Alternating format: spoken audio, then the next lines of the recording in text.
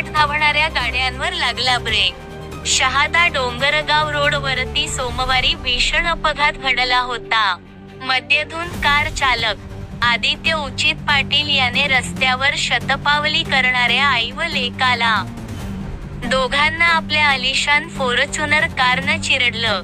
या अपघातामध्ये आई, मुलगा व पाळीव श्वान मृत्यू झाला होता।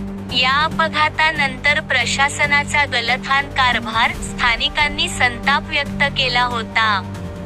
महत्त्वाची बाब म्हणजे या रस्त्यावर होणारे अपघात लक्षात घेता बांधकाम विभागाला 15 दिवसांपूर्वीच नागरिकांनी गतिरोधक बसवण्यासंदर्भात निवेदन देण्यात आले होते। मात्र अधिकाऱ्यांनी याकडे दुर्लक्ष केल्याने ही अपघाताची घटना घडली आहे।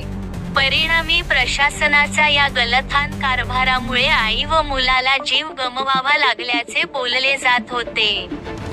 त्या अपघाताचे गांभीर्य लक्षात घेत प्रशासनाने आज डोंगरगाव रस्त्यावर गतिरोधक बसवण्याचे काम हाती घेतले। गतिरोधक बसवल्याने नागरिकांमध्ये समाधान व्यक्त करण्यात येत आहे।